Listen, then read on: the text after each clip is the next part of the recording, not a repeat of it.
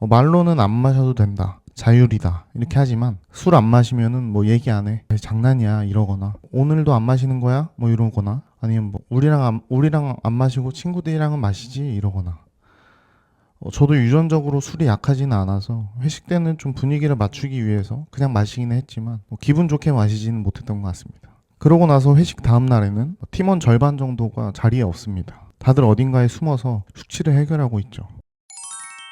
우리나라에서 신입사원이 들어오면 직장 상사는 꼭 주량을 물어봅니다. 여기서 술 안 마신다고 하면 되게 이상한 사람 취급을 받게 되는데요. 하지만 알코올은 분명 1급 발암물질로 분류되어 있습니다. 이런 알코올이 왜 사회생활의 필수품처럼 되어버린 건지 한번 알아보겠습니다. 1번, 왜 이렇게 됐는가? 이거는 조금 시간을 되돌려 볼 필요가 있습니다. 우리는 보통 농사를 많이 지었죠. 그래서 한 해 농사가 끝나고 수확을 축하하면서 술을 마시는 풍습이 아마 음주의 시작이 아니었나 그렇게 얘기를 하더라고요. 그래서 음주가 스트레스를 해소하는 수단, 그리고 유대감을 형성하는 수단으로 쓰이면서 하나의 문화가 돼버린 겁니다. 평상시에 못하는 이야기를 술자리에서는 할 수 있다, 속에 있는 이야기를 하면서 친해진다, 이런 이야기도 있고요. 그렇지만 개인적으로는 술자리에서만 친해진 사람들은 맨정신에서는 다시 서먹해지더라고요. 반대로 어차피 친해질 사람들은 술자리가 아니더라도 친해지고요. 이런 문화는 미디어도 한몫했습니다. 연예인들이 예능에 나와서 주량을 자랑하고 KTX에서 소주 한 짝을 먹었다더라, 아니면 가게에 있는 술을 다 먹었다더라, 이런 식으로 무용담을 하기도 하고요. 2번, 술은 미화되면 안 된다. 그러면 이런 것들이 왜 문제일까요? 단지 술 먹는 게 부러워서? 아니면 나는 못 먹어서? 그런 게 아닙니다. 술은 사회적으로 되게 많은 문제를 일으킵니다, 실제로.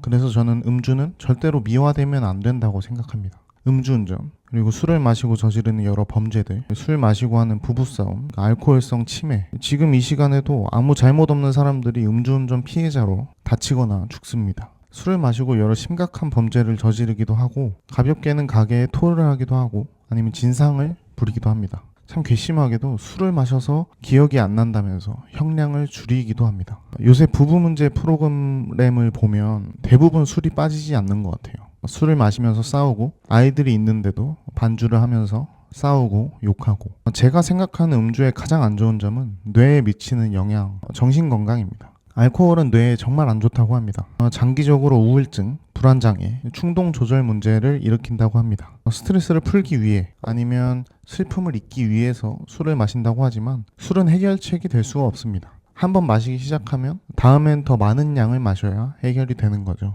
점점 중독이 될 수밖에 없습니다. 3번, 술에 대한 분위기의 중요성. 그렇지만 우리 사회에서 술은 이미 너무나도 미화되고 관대하게 받아지고 있습니다. 오히려 그걸 넘어서서 안 마시는 사람들을 사회 부적응자, 외골수, 깍쟁이 이런 취급을 하죠. 회사마다 다르고 부서마다 다르겠지만 제가 회사에 다닐 때는 한 부서에서는 술을 안 마시는 분위기였고 한 부서에서는 술을 마시는 분위기였습니다. 2년 동안은 제가 그 부서에서는 술을 다 같이 안 마셔서 아무런 문제 없이 지내다가 부서로 옮겨서 회식을 하니까 술을 안 마시면 이제 분위기가 이상한 겁니다. 말로는 안 마셔도 된다, 자율이다 이렇게 하지만 술 안 마시면은 뭐 얘기 안 해, 장난이야 이러거나, 오늘도 안 마시는 거야 뭐 이러거나, 아니면 뭐 우리랑 안 마시고 친구들이랑은 마시지 이러거나. 저도 유전적으로 술이 약하지는 않아서 회식 때는 좀 분위기를 맞추기 위해서 그냥 마시기는 했지만 기분 좋게 마시지는 못했던 것 같습니다.